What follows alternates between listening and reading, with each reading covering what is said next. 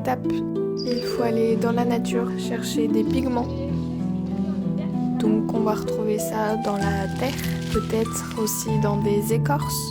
Il y a aussi tout ce qui est baies, mais les couleurs ont tendance à passer. Donc je me suis vraiment focalisée juste sur des terres de couleurs différentes. Il y a de la population, non?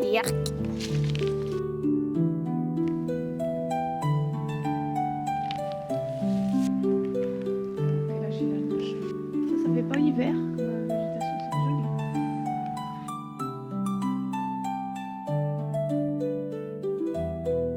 J'avais la chance d'avoir près de chez moi plein de couleurs différentes et c'était juste incroyable.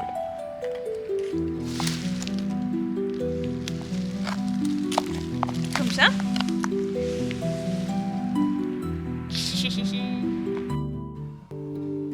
La deuxième étape a été d'extraire les pigments de la terre. Donc pour ça, il faut que la terre sèche. Donc j'en ai mis une partie qui allait au four à très basse température pour que je puisse tester mes pigments dans la journée. Il faut aussi broyer la terre. J'avais de la chance, j'avais un pilon à la maison. Ça m'a permis vraiment d'obtenir une fine poudre que j'ai ensuite passée au tamis. J'ai aussi testé l'ardoise. C'était très difficile pour en avoir une poudre pour en extraire du pigment, mais ça donne une très jolie couleur grise avec des sous-tons bleus. Alors j'ai aussi testé l'écorce, mais j'ai pas réussi à la réduire en poudre et la couleur rendue n'était vraiment pas jolie.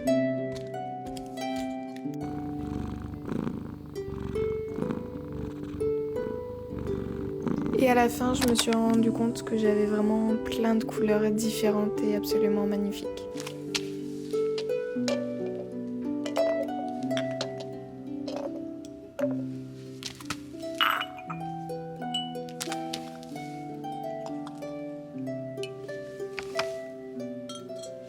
Désolée pour les lunettes, il y a vraiment beaucoup de soleil.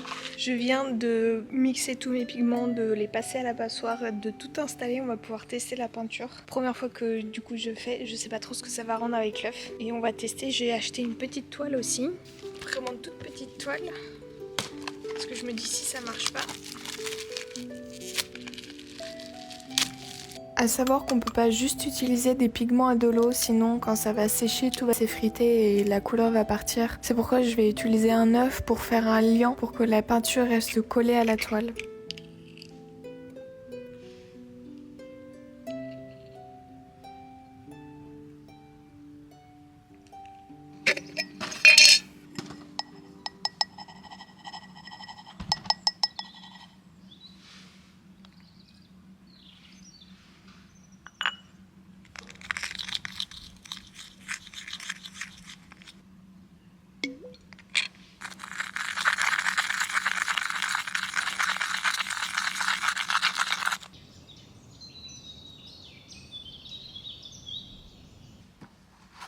Et la dernière étape, c'est la plus compliquée, j'ai envie de vous dire, c'est laisser parler votre côté artistique, mettre les couleurs, essayer des techniques différentes avec vos mains, avec un pinceau, avec un tissu, laisser exprimer ce qui est à l'intérieur de vous pour en sortir une toile.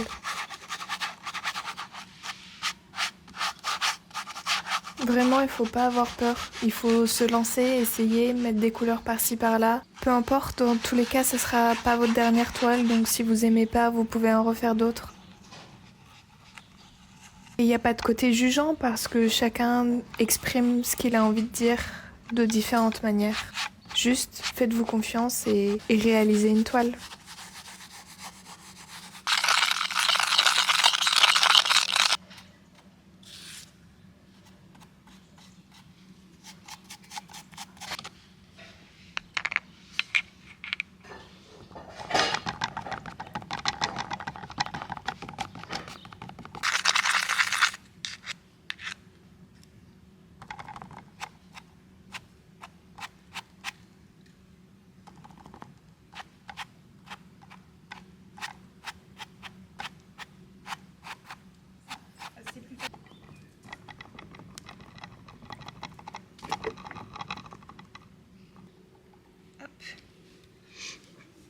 J'attends que ça sèche pour finir.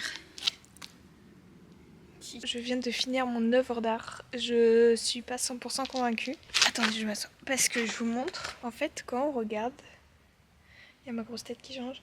Tout le côté où c'est super noir foncé, en fait, c'est pas joli parce que la cendre, c'est avec ce pigment-là que j'ai utilisé. Ça donne plein de grumeaux qui sont vraiment pas jolis. Et ce que j'adore sur cette toile, c'est la partie un petit peu rouge qui fait des traits en haut, en bas. Je suis pas convaincue, je pense qu'elle est un poil foncée. Peut-être qu'en séchant, ça va s'améliorer. Mais voilà ma première œuvre avec des pigments naturels. Vraiment, tout vient de la nature. Merci d'avoir regardé cette vidéo. N'hésitez pas à vous abonner si vous avez apprécié. Et nous, on se retrouve la semaine prochaine pour une nouvelle vidéo. Bisous.